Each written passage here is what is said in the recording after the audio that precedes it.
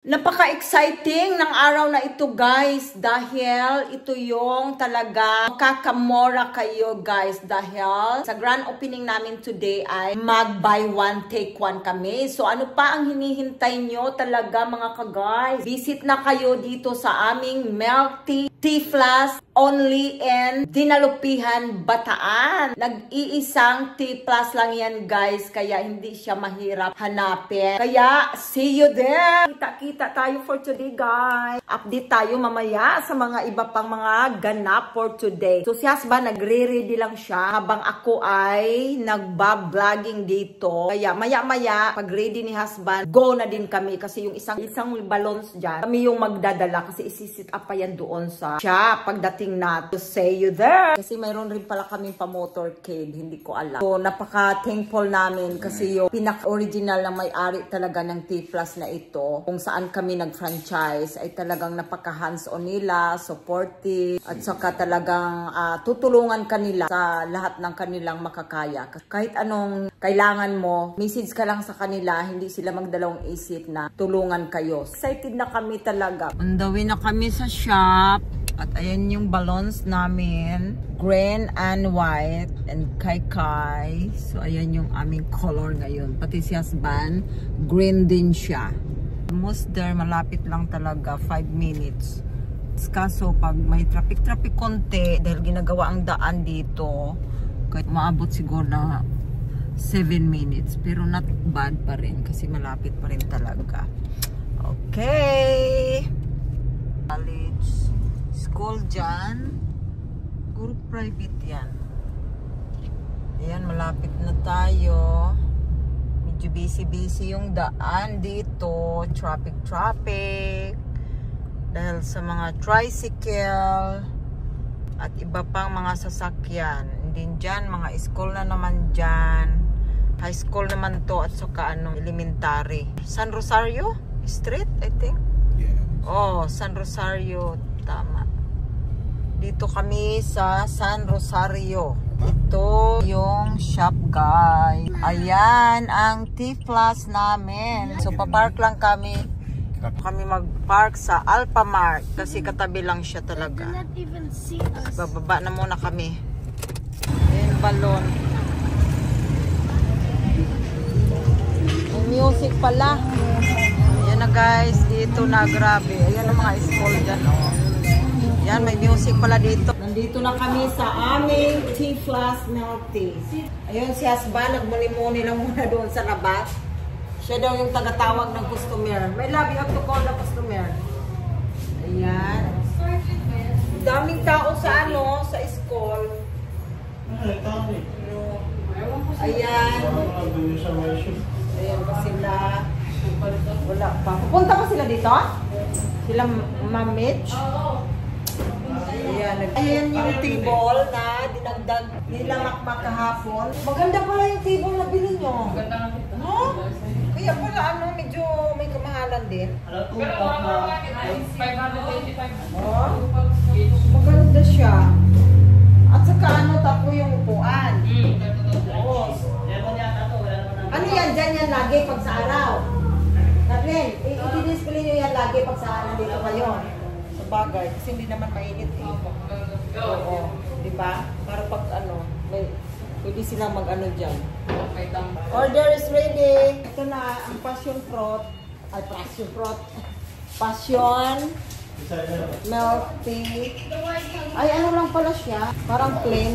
Wala, this is yours. Oh. Ha? Come on, try. How about try if that's nice or not? Try na tayo. Try na ni husband. That's why they said we need one bin inside.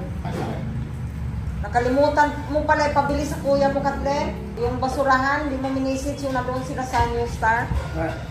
Nice daw guys, oh. Ayan, si Maki, expert na siya sa paggawa ng milk tea. At di naman taga Loto, sinira doon, oh. Ito pala yung kurtina. Okay lang naman pala eh. Ba't Gusto mo paputulan? Ay, hindi naman kita. Ah, dito? Kailangan yung pangkubera niyan dyan? Nothing to be funny. That's normal. Yan, chill lang muna kami dito sa loob. Ay, ayan pala ang camera natin, ang ating CCTV. Ayan, nakabit na din talaga. Mikot-ikot na. Ito naman yung toilet. Oo, bibidyohan ko nga. Guys, yung nilagay ng... Ayan, ito yung sit-up.